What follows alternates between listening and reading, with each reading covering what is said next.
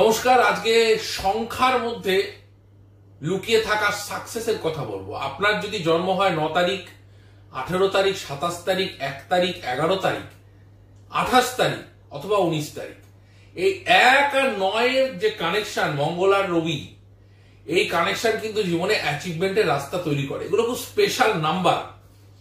আবার যারা 7 তারিখে জন্মেছে, যারা 16 তারিখে জন্মেছে, যারা 25 তারিখে জন্মেছে, এগুলো হচ্ছে ভেরি স্পেশাল নাম্বার। তো প্রথমেই আলোচনায় আসবো স্পেশাল নাম্বার নিয়ে। অনেকেই বলছেন আমার ভাগ্যাঙ্ক হচ্ছে 9, মূলাঙ্ক হচ্ছে এটা 1, তাহলে আমার জীবনে 9 আর 1 এর প্রভাব, বা আমি 9 আর 1 এর মতন করে যদি লাইফটাকে নিয়ে যাই তাহলে কি হবে।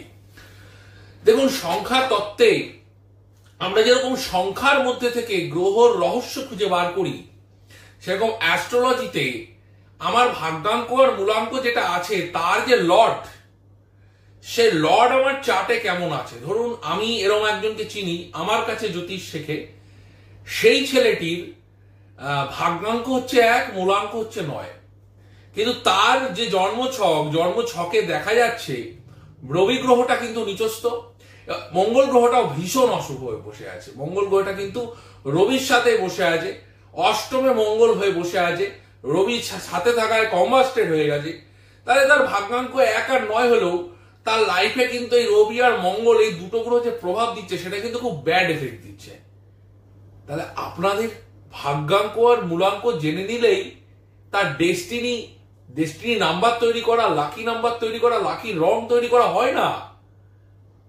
এই জিনিসটা কিন্তু কারেকশন করতে হবে। কারণ নিউমোলজি এমন একটা সাবজেক্ট যেটা নিয়ে আপনারা খুব ইন্টারেস্টিং, বা সংখ্যা নিয়ে আপনারা খুব জানতে চান, আগ্রহী হন, কিন্তু সংখ্যার পিছনে একটা বিরাট রহস্য থাকে, এটাকেও জানতে হবে। তাহলে অভিজ্ঞ জ্যোতিষীর দ্বারা জেনে নিতে হবে যে আপনার ডেস্টিনি নাম্বার কি। ডেস্টিনি নাম্বারটা জানা খুব ইম্পর্টেন্ট, এবং যোগকারক গ্রহকেও জানা খুব ইম্পর্টেন্ট। আপনি যে লগ্নে জন্মেছেন তার যোগকারক গ্রহ। তাহলে আপনার লাকি কালার, লাকি নাম্বার নির্ধারিত হবে কি দিয়ে জানেন?